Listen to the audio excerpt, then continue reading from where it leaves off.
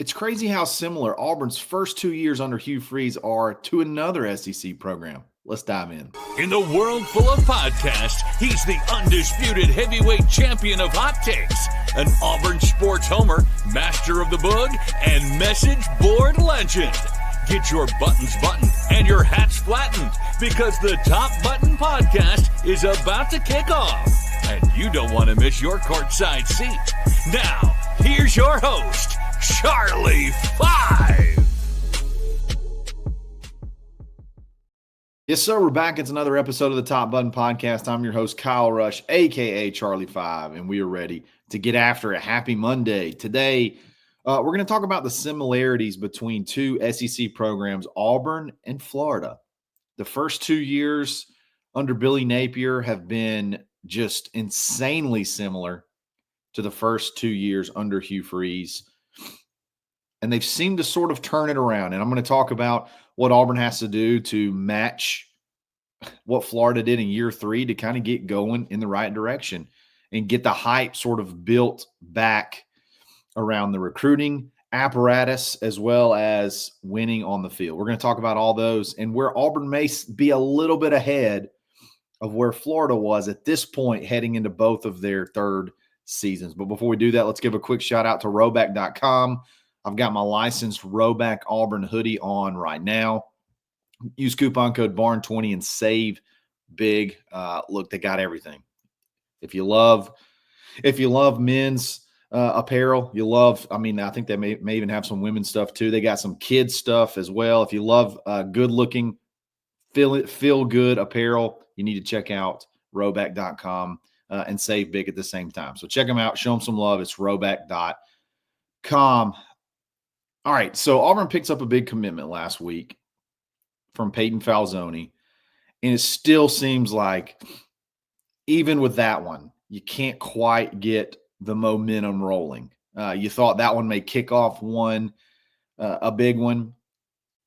Today, you're going to have a commit from a big target that you're going after, Claude and Puma, and there was some momentum building up last week, and you thought, man, maybe with this Peyton Falzoni commitment, Auburn's sort of riding the ship. And then it seems like more than likely he's going to choose Nebraska today, which is a huge bummer because at this point in time, he's one of the top targets, if not the top available target at offensive tackle, realistic target at offensive tackle on Auburn's board. Still got a couple of other guys out there, but that was one you really, really wanted to get. So you start looking at yourself and like, man, we're in a spot right now that nobody's been in, and I don't know how you turn this thing around. But when you really go look at the Florida Gators and look at Billy Napier from the beginning of when he was hired, it's crazy. It's scary, honestly, how similar the first 2 years of his tenure and the first 2 years under Hugh Freeze actually are. First of all, the records are virtually identical, like almost exactly the same, conference and overall record, which is crazy that would play out that way. And going into Billy's third season, there was a ton of question marks. There was a ton of negativity. They were talking about in his second year, should they go ahead and pony up the money for the buyout? Because I remember having the discussion with Tyler Siskey, and we're talking about, hey, if you're going to pony up $20-something million for a buyout, why not just pony that up and put it into recruiting, put it into NIL and go see – let him coach out the rest of his contract and then go just try to build the best team that you possibly can. Well, he sort of turned it around, and Florida's one of the hot names going into this season. Their schedule's really tough, but they're recruiting really well. And I'm going to dive into it even further, okay? Let's look at where Florida was on a recruiting standpoint going into the third year and where they ended up, because I think it's fascinating to really look at the parallels. Today is June 30th, so tomorrow will be, I guess, July 1st.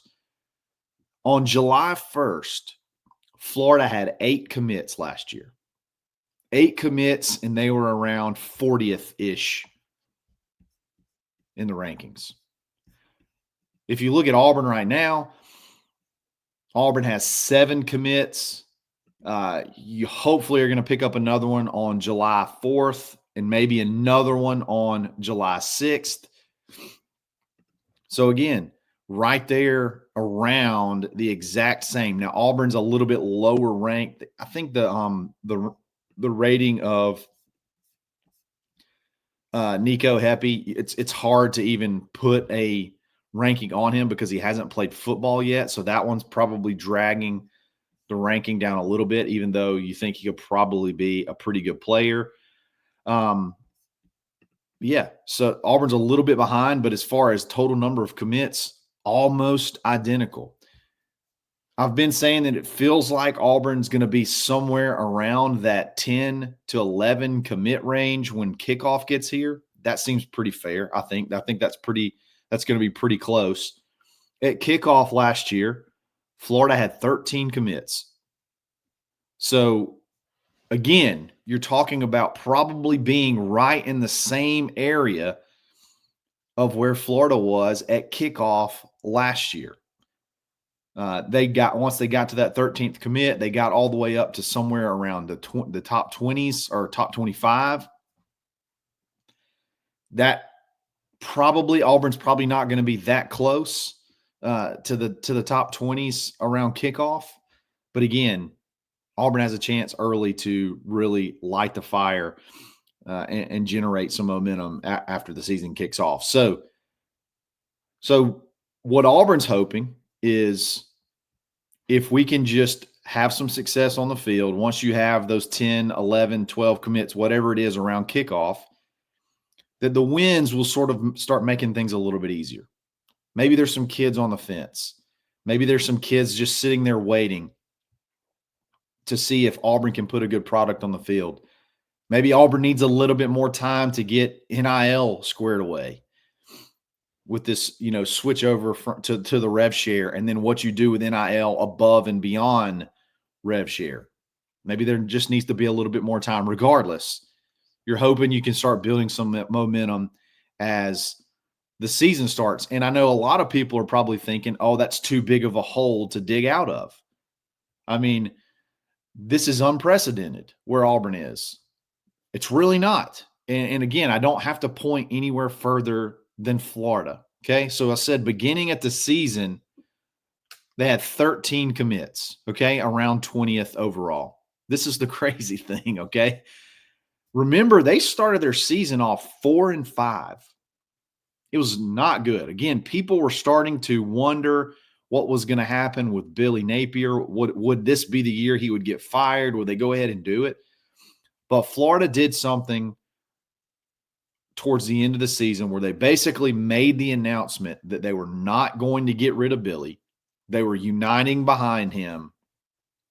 And believe it or not, they actually lost a commit between the start of the season and the very beginning of November. And then they won their last 4 games to end up at 8-5. So I want to do these numbers for you, okay?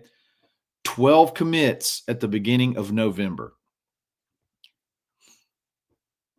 At the end of the recruiting cycle, okay? So that's after the first couple of weeks in November, okay? So less than a month. 12 commits. At the end of the season, at the end of the recruiting cycle, they ended with the number 10 class and 27 commits. All it took was unity and 4 wins. Now, 2 of those were really good ones. Beating LSU, beating Ole Miss. All it took was a little bit of public unity, which I think Auburn, for the most part, already has that. There may be some stuff they're trying to work out now currently, but for the most part, I think Auburn has the unity piece. But they added 15 commits. People are talking about, oh, Auburn, there's not going to be that many people available, or Auburn can't flip this many. You can't flip this many people, or you can't do this, or you can't do that. First off, Auburn doesn't have to have 27 kids in this class. I don't think this will be a 20. I don't even think they'll have 20 kids in this class. I don't think they need 20 kids in this class. And I don't even know that more than 20 kids is desirable anymore as far as high school goes in a class, because of how many people you lose typically, and then how many people you're going to have to go replace and then add and fill holes from the portal. It seems like almost every year you're going to add 20 from the portal and 20 from high school. It's crazy, but for whatever reason, it feels like it's going to work out that way. Added 15 commits in less than a month and ended up with a top 10 class just off of the momentum built from those last 4 games, winning those last 4 games in a row, beating a rival, beating Florida State, winning your bowl game, having 2 ranked wins, and then sort of the momentum and hype that's been built around DJ Lagway. And then what do? If you end on that hot streak, typically you can carry that into the next season on the recruiting trail, and they're 14th with 14 commits, which puts them at 5th in the SEC right now. I think all of us would take that currently. There's still going to be a little bit of an aspect of show me for Florida this year. Okay, 8-5 is not, 8-5 is not like goals. You know what I mean? But they could take another step. And if they take another step, Florida is another one of those schools where it feels like kids probably want to go there, but you just got to see it on the field. And I know people are going to disagree with me, but I think Billy is a good coach. I think they have a really, really tough schedule. But I think he's a really good coach and a really good recruiter. And there's so many parallels you can draw, in my opinion, between Billy and Hugh Freeze, honestly. The only difference is Hugh had some success at a Power 5 level before, has had Power 5 success. Billy has not. This is his first Power 5 job. So other than that, you look at the first 2 years, they're almost the same. And, I think this should give you at least a little bit more confidence that with some wins, with some success on the field, Auburn can create enough hype to be able to turn the tide as far as recruiting goes. Okay, I don't think you don't have to melt to the point where you think this is it. You don't have to do that. There's a case study you can look at that if Auburn does this, this could be the result. And I think Auburn has a better situation going into the season on a couple of fronts.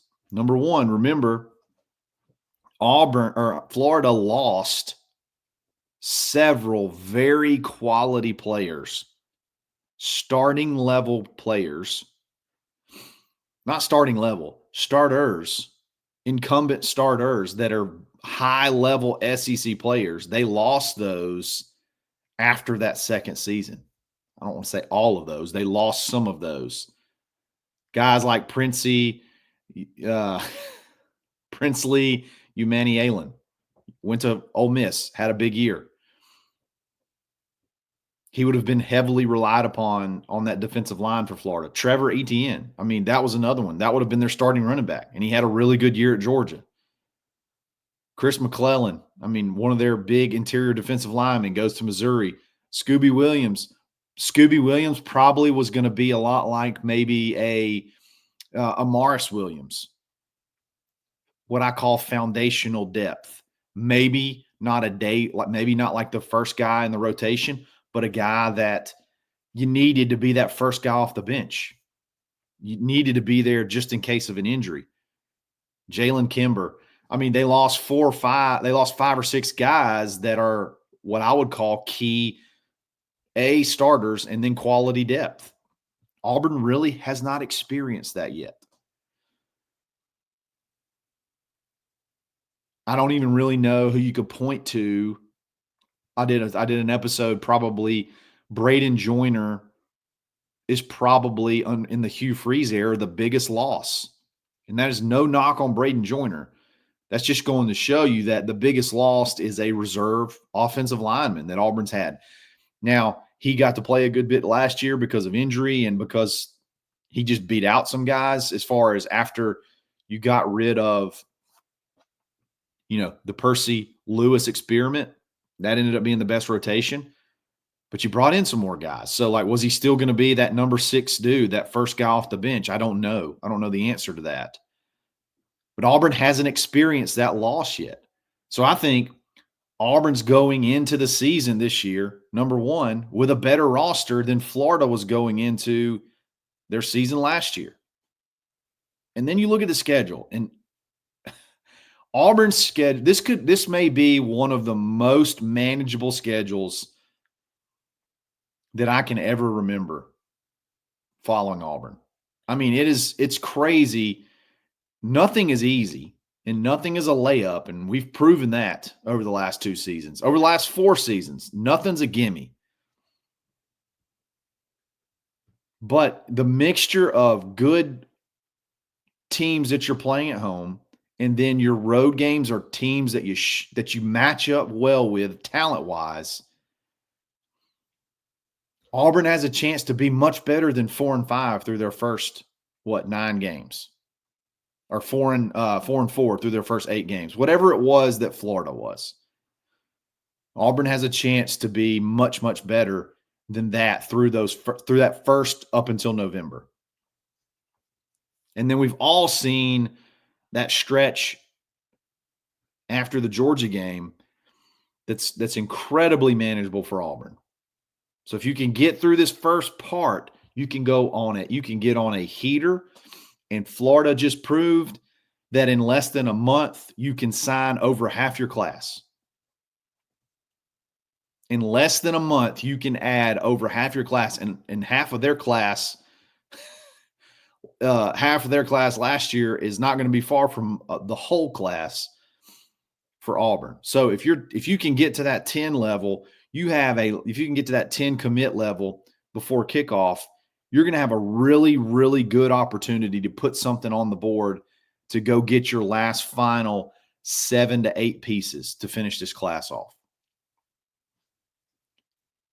For those saying it can't happen, it literally did happen at Florida. And I think all of us would,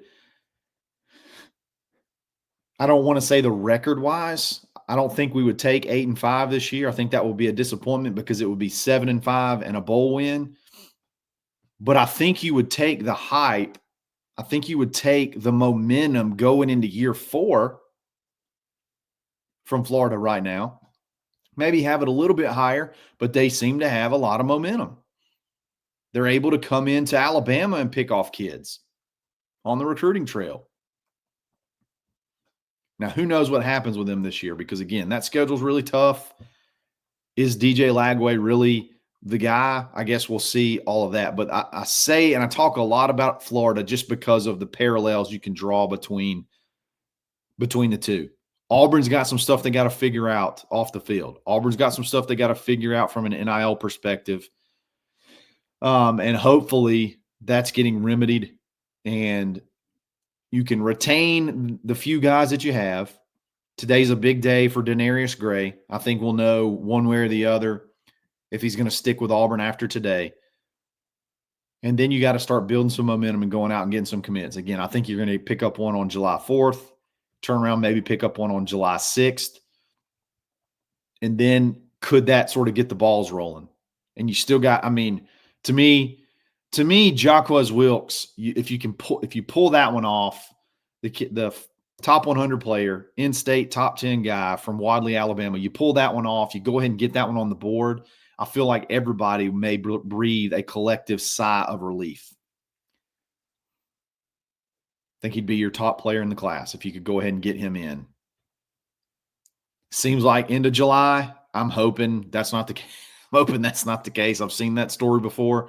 I'd rather go ahead and get that thing done as soon as possible. But guys, let me know how you think. Let me know what you think about the parallels. Am I reaching too far?